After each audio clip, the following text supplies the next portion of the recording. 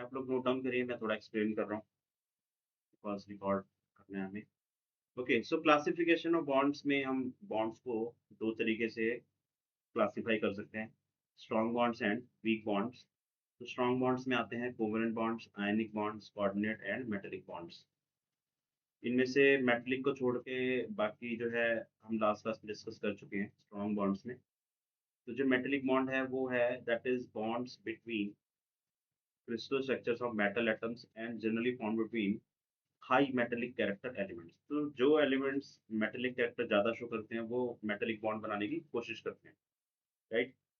And जो ये week bonds हैं, ठीक है, वीक बॉन्ड्स में हाइड्रोजन बॉन्डिंग जो है वो दो, जैसे अगर हम हाइड्रोजन के मॉलिक्यूल्स हैं दो या तीन कितने भी हो सकते हैं, इनमें जो आपस में हाइड्रोजन्स जो है वो एक दूसरे को अट्रैक्ट करते हैं, ठीक है, दैट इज हाइड्रोजन बॉन्डिंग। हालाँकि हाइड्रोजन बॉन्डिंग काफ़ी स्ट्रॉन्ग मानी जाती है और इसकी वजह से काफ़ी सारे मॉलिक्यूल्स के एनोमलस बिहेवियर भी होते हैं, आगे हम देखेंगे। और बट स्टिल एटम्स के बीच में जो बॉन्ड्स है उसके कंपैरिज़न में तो ये वीक ही है ना? दूसरा है van der Waals forces. Van der Waals forces का मतलब है, या van der Waals forces bonds, इसका मतलब है बॉन्ड्स बिटवीन मॉलिक्यूल्स, ठीक है? अब देखो मॉलिक्यूल्स वैसे तो बॉन्ड नहीं बनाते हैं, है ना? लेकिन बॉन्ड का एक्चुअल मतलब जो है ना वो अट्रैक्टिव फोर्सेस ही होता है। तो अगर 2 मॉलिक्यूल आपस में थोड़ा बहुत भी अट्रैक्ट कर रहे हैं एक-दूसरे को, ठीक है? तो उन फोर्सेस को हम वन डेर वाल्स फोर्सेस बोल देते हैं, है ना? तो जो हाइड्रोजन बॉन्डिंग है वो मैं यहाँ पर लिख रहा हूँ। ये आप साथ के साथ नोट डाउन कर लीजिए, hydrogen bonding, bonding between hydrogens of different molecule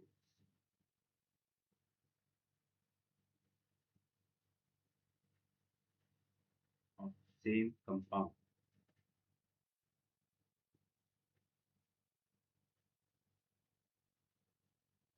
और मे बी डिफरेंट कंपाउंड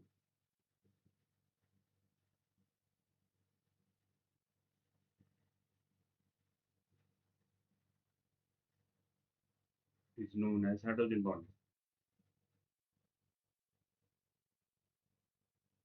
तो हाइड्रोजन बॉन्डिंग जो है वो हाइड्रोजन्स के बीच में अलग-अलग मॉलिक्यूल्स हैं अगर, या तो सेम कंपाउंड के हों या फिर अलग कंपाउंड के भी हो सकते हैं, है। बेसिकली हाइड्रोजन ही इस तरीके की बॉन्डिंग शो करता है ना?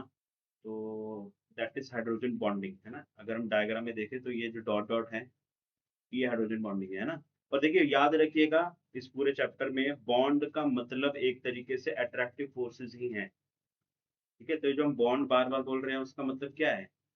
कि जो न्यूक्लियस है वो इलेक्ट्रॉन को किस-किस तरीके से अपनी तरफ अट्रैक्ट कर रहा है, उसी को बॉन्ड बोलते हैं, है ना?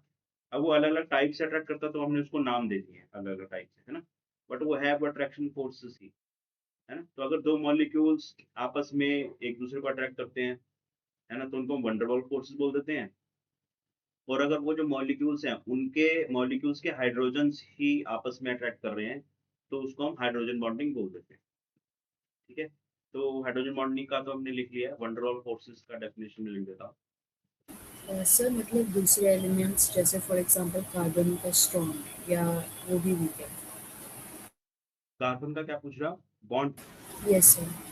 देखो कार्बन जो है ना वो एक बहुत ही स्पेशल एलिमेंट है, क्योंकि वो क्या करता है, वो जब भी बॉन्ड बनाता है ना, वो अपने ऑर्बिटल्स की हाइब्रिडाइजेशन करता है, ठीक है? sp3 हाइब्रिडाइजेशन शो करता है, ठीक है? और उसके बाद बॉन्ड बनाता है।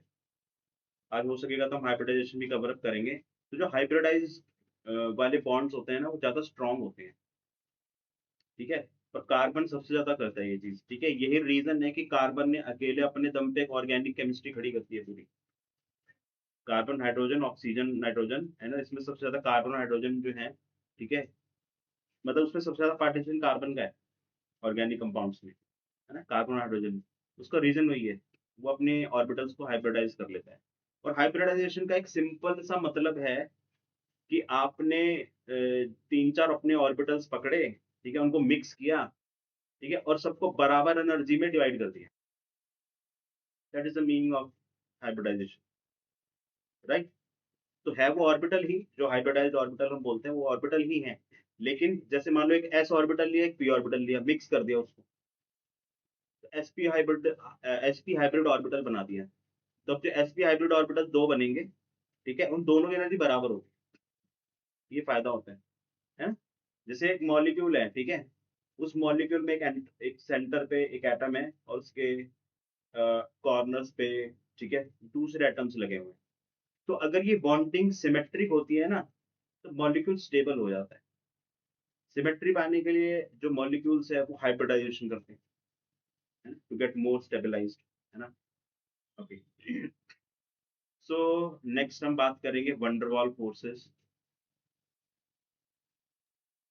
मेगा आपको क्लियर हो गया? Yes, sir. ठीक है। वंडरवॉल फोर्सेस का मतलब है inter molecular forces of attraction.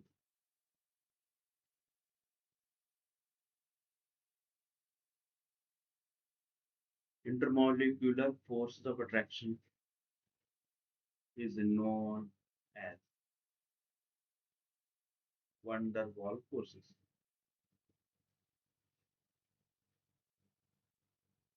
ठीक है। अब देखो यहाँ पर एक वर्ड आया इंटरमॉलिक्यूलर। अब आगे जाके एक और वर्ड सुनेंगे इंट्रामॉलिक्यूलर।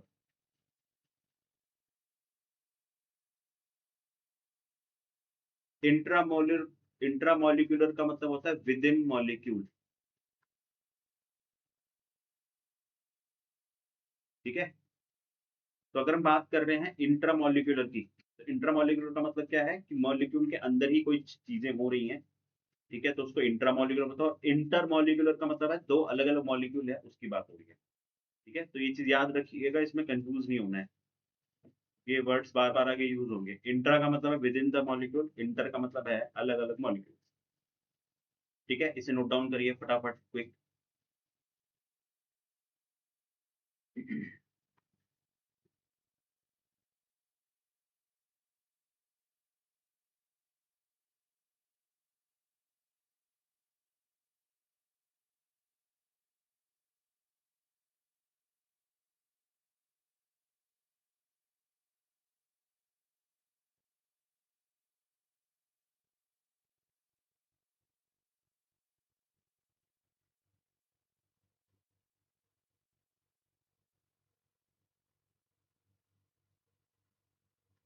हो गया।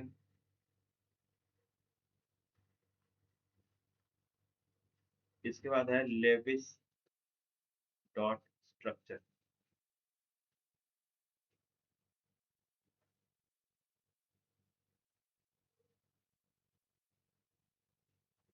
हाँ जी, नोट डाउन हो गया ये वाला। Yes, sir. Next is Lewis dot structure. तो देखिए लेविस लेविस डॉट स्ट्रक्चर जो है, ठीक है, ये मतलब जो भी मॉलिक्यूल्स हैं, ठीक है, उनके स्ट्रक्चर्स में कुछ एनालिसिस करने के लिए सबसे, आप कह सकते हो सबसे इफेक्टिव जो अटेम्प्ट हुआ था कि मॉलिक्यूल का जो स्ट्रक्चर है वो कैसा होता है, उसको समझने की कोशिश जब केमिस्ट्री में रिसर्च स्टार्ट हुई, तो सबसे इफेक्टिव वे में लेविस जो है, ठीक है, मतलब इसने इस यहाँ पर दो साइंटिस्ट ने काम किया था, एक था कॉसल और लेविस। ठीक है, बट ये लेविस डॉट स्ट्रक्चर के नाम से ज्यादा फेमस है। ठीक है। तो इन्होंने क्या बोला, इन्होंने बोला कि भाई हम मॉलिक्यूल का स्ट्रक्चर जो है वो प्रेडिक्ट कर सकते हैं on the basis of valence electrons. We can predict structure of compounds on the basis of valence shell electrons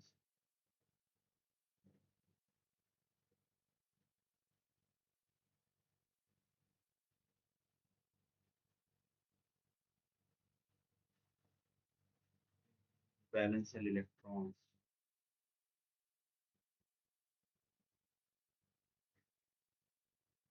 चलिए एग्जांपल से समझते हैं। तो मान लेते हैं हाइड्रोजन और हाइड्रोजन, इन दोनों को ठीक है कंपाउंड बनाना है। ठीक है, तो हाइड्रोजन के पास एक इलेक्ट्रॉन होगा और इस हाइड्रोजन के पास भी एक इलेक्ट्रॉन होगा। ठीक है, ये दोनों इलेक्ट्रॉन जो है ना वो आपस में शेयर कर लेंगे। Both hydrogens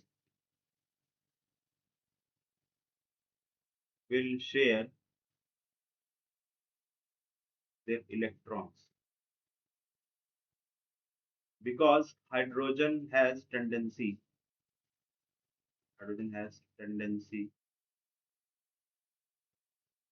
to complete its duplet। ठीक है, तो याद रखिए कोई भी जो एलिमेंट है ठीक है वो जब कंपाउंड बनाता है तो वो कंपाउंड क्यों बनाता है? Any idea? इवा, अगर कुछ एटम्स पास में आ रहे हैं और वो कंपाउंड बनाने की कोशिश कर रहे हैं तो ऐसा क्यों कर रहे होंगे, क्या रीजन होता है? हमने डिस्कस किया था। सर मे बी बिकॉज उनको स्टेबल बनना है, या the attraction force between them. हमने डिस्कस किया था कि जब दो कोई भी दो एटम पास में आएंगे ठीक है और बॉन्ड बनाने की कोशिश करेंगे ठीक है, तो वो बॉन्ड तभी बनेगा जब बॉन्ड बनने में एनर्जी रिलीज होगी।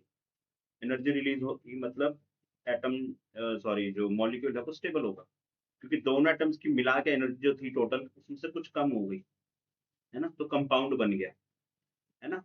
तो जो हाइड्रोजन है वो अपना डुप्लेट क्यों कंप्लीट करना चाहता है? ठीक है, ताकि बॉन्ड बना के कुछ मॉलिक्यूल की एनर्जी रिलीज हो जाए तो वो स्टेबल हो जाए, है ना। और ये शेयरिंग वैसी ही है जैसे मान लो कोई एक मान लो एक वीडियो गेम है, आप एक वीडियो गेम ले आए, दो दोस्त है वो वीडियो गेम आपस में शेयर कर रहे हैं, वो भी खेल रहा है वो भी खेल रहा है, इस तरीके से इलेक्ट्रॉन को शेयर करते हैं। ठीक है, अब दोनों ही दोस्त उस वीडियो गेम को शेयर कर रहे हैं तो मतलब वो वीडियो गेम दोनों के पास है, लेकिन वीडियो गेम तो एक ही है, लेकिन है दोनों के पास। इसी तरीके से हाइड्रोजन अपना डुप्लेट कंप्लीट करने की कोशिश करता है हमेशा, यानी कि उसको दो इलेक्ट्रॉन चाहिए स्टेबल होने के लिए, लेकिन ऐसा नहीं कि वो दूसरे वाले से पूरा इलेक्ट्रॉन खींच लेगा, वो शेयर कर लेंगे दोनों। वो कहेंगे कि ठीक है हम दोनों ये इलेक्ट्रॉन दोनों बीच में रख देते हैं, ये दोनों तेरे भी हो गए और ये दोनों मेरे भी हो गए, तो उसको बॉन्ड बना दिया, है ना, और बॉन्ड बनने में एनर्जी रिलीज हो गई तो मॉलिक्यूल स्टेबल हो गए। ठीक है, इसलिए हाइड्रोजन H2 एग्जिस्ट करता है नेचर में। ठीक है, अच्छा एक और एग्जांपल देखिए, जैसे मान लो ऑक्सीजन O2, है ना। अब O2 में ठीक है ये जो लेविस डॉट स्ट्रक्चर है इसको हम कैसे ड्रॉ करेंगे? उसने बोला कि वैलेंस शेल इलेक्ट्रॉन जो है उससे हम प्रेडिक्ट कर सकते हैं। ठीक है, इसके कुछ रूल्स भी होते हैं, हम रूल भी लिखेंगे, पहले हम अ, किस तरीके से इसको ड्रॉ कर सकते हैं समझ लेते हैं। तो सबसे पहले आपको क्या करना होगा, जो भी एलिमेंट्स पार्टिसिपेट कर रहे हैं कंपाउंड बनाने में उसके जो वैलेंस शेल इलेक्ट्रॉन्स हैं वो आपको डॉट्स से रिप्रेजेंट करते हैं। जैसे जो ऑक्सीजन है ठीक है उसका जो वैलेंस शेल है उसमें कितने इलेक्ट्रॉन होते हैं? मीगा, बताओ भाई, कितने इलेक्ट्रॉन होते हैं ऑक्सीजन के वैलेंस शेल में? सर 6 होते हैं, 2 गेन करने होते हैं। राइट, ठीक है, 6 होते हैं तो दो हमने इधर बनाए, दो इधर और दो इधर, दो इधर, दो इधर, दो इधर, दो इधर, ठीक है। अब क्या होगा, ये वाले दो इलेक्ट्रॉन और ये वाले दो इलेक्ट्रॉन ठीक है ये आपस में शेयर हो जाएंगे।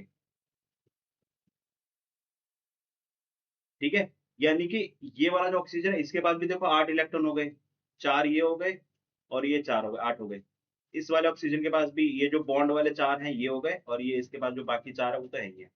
तो ऑक्टेट कंप्लीट हो गया। ठीक है, तो लेविस डॉट डॉट स्ट्रक्चर जो है उसमें जनरली क्या बोलते हैं कि जो एलिमेंट्स हैं ठीक है वो कोशिश करते हैं अपना ऑक्टेट कंप्लीट करने की, और जो हाइड्रोजन है ठीक है वो अपना डुप्लेट कंप्लीट करेगा क्योंकि वो ऑक्टेट ले नहीं सकता, तो वो डुप्लेट कंप्लीट करने की कोशिश करता है। इसी कोशिश में वो बॉन्ड बनाते हैं। ठीक है, बॉन्ड बनाने से एनर्जी रिलीज होती है तो वो मॉलिक्यूल स्टेबल हो जाता है। ठीक है, तो this is Lewis dot structure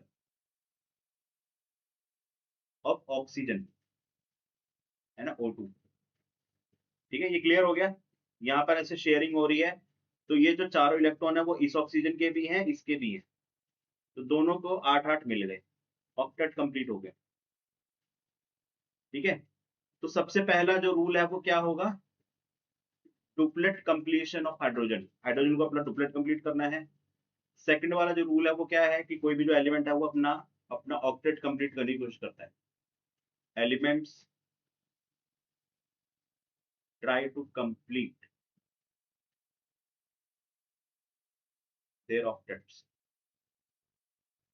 ठीक है, लेकिन देखो एक्सेप्शन हर जगह होंगी, इसमें भी है एक्सेप्शन। अभी हम जनरल रूल्स लिख रहे हैं। ठीक है, और मान लो एक और नाइट्रोजन का अगर हम देखें, नाइट्रोजन का Lewis structure, Lewis dot structure. ठीक है, नाइट्रोजन पे कितने वैलेंस शेल होते हैं, ये बात बताओ बेटा। 7 होता है ना? सर गलती। हाँ, मतलब एटॉमिक नंबर 7, तो 1s2 2s2 2p3, मतलब 5 है ना। तो देखो 3 इलेक्ट्रॉन जो है, ठीक है, उससे ये बॉन्ड बना लेगा।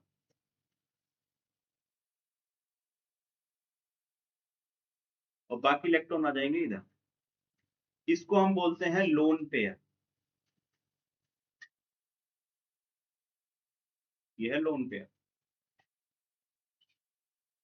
अब मुझे बताओ ये नाइट्रोजन जो है, ठीक है, इसने 3 बॉन्ड बनाए, इसको क्या फायदा हुआ, ऑक्टेट कंप्लीट हो गया। ये जो 6 इलेक्ट्रॉन है बीच में, ठीक है, इसको हम बोलते हैं ट्रिपल बॉन्ड। ठीक है, यहां पर जो बना है ये है सिंगल बॉन्ड। ठीक है, और इधर जो है ये है डबल बॉन्ड।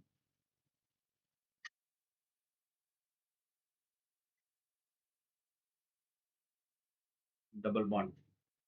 ठीक है, तो जो नाइट्रोजन उसने ट्रिपल बॉन्ड बनाया है, उसका क्या फायदा हुआ, 8 इलेक्ट्रॉन जो है वो कंप्लीट हो गए। ठीक है, और यहाँ पर हम एक इंपॉर्टेंट नोट बनाकर लिखेंगे। ठीक है, बहुत सारे बच्चे ना इसमें कंफ्यूज होते हैं, वो सोचते हैं कि जैसे 3 बॉन्ड बने हुए हैं, ठीक है, तो 3 सिंगल बॉन्ड मिला के 3 बॉन्ड बन गए तो उसको ट्रिपल बॉन्ड बोल दिया। ठीक है, ऐसा नहीं है। या फिर 2 सिंगल बॉन्ड को मिला के एक डबल बॉन्ड बन गया, ऐसा भी नहीं है। ठीक है, तो याद रखिएगा, double bond and triple bonds are different from 2 single bonds और 3 सिंगल बॉन्ड्स। ठीक है, तो आप याद रखिएगा कि अगर एक एलिमेंट 3 सिंगल बॉन्ड बना रहा है तो वो अलग बात है, और ट्रिपल बॉन्ड बना रहा है तो वो अलग बात है। हालांकि बॉन्ड तीनों, मतलब बॉन्ड दोनों केस में 3 ही बन रहे हैं, लेकिन ना ये जो डबल बॉन्ड और ट्रिपल बॉन्ड बन रहे हैं ना, ये थोड़ा अलग टाइप से बनते हैं, ये हम आगे डिस्कस करेंगे। ठीक है, पैरेलल ओवरलैपिंग से बनते हैं, पाई क्लाउड बनता है यहाँ पर, पाई क्लाउड। ठीक है, तो ये बिल्कुल आप याद रखिएगा कि 2 सिंगल बॉन्ड मिलके डबल बॉन्ड नहीं बना सकते, 3 सिंगल बॉन्ड मिलके ट्रिपल बॉन्ड नहीं बना सकते। Triple bond is different, 3 single bonds are different. ठीक है, तो सर क्वाड्रुपल बॉन्ड्स बन सकते हैं, जैसे कि 4 बॉन्ड्स, ऐसे कभी हो सकता है? हाँ 4 बॉन्ड बन सकते हैं, हाइब्रिडाइजेशन में बनते हैं, 5 भी बनते हैं, 6 बनते हैं, 7 भी बनते लिमिट हैं। क्या है, लिमिट क्या है? 7 से 8 मैक्सिमम जो मैंने अभी तक देखा है। ठीक है, 7 तक बन सकते हैं। ठीक है, जो हाइब्रिडाइजेशन होती है ना, उसमें बनते हैं ज्यादा, जैसे sp3d2। ठीक है, sp3d3, sp3d3 मतलब p के 3 ऑर्बिटल, d के 3 ऑर्बिटल और एक s का ऑर्बिटल, 7 ऑर्बिटल हो गए, ये मिला के sp3d3 हाइब्रिडाइज्ड ऑर्बिटल बनाएंगे और वो 7 बनेंगे। ठीक है, एक कंपाउंड होता है, मेरे को याद नहीं आ रहा उसका नाम, 7 बनाता है वो, क्लोरीन का कंपाउंड होता है, तो मैं भी लिख दूंगा। ठीक है, याद आ जाएगा। क्लोरीन बनाता है 7 बॉन्ड्स। ठीक है, तो ये नोट डाउन करिए फटाफट, क्विक।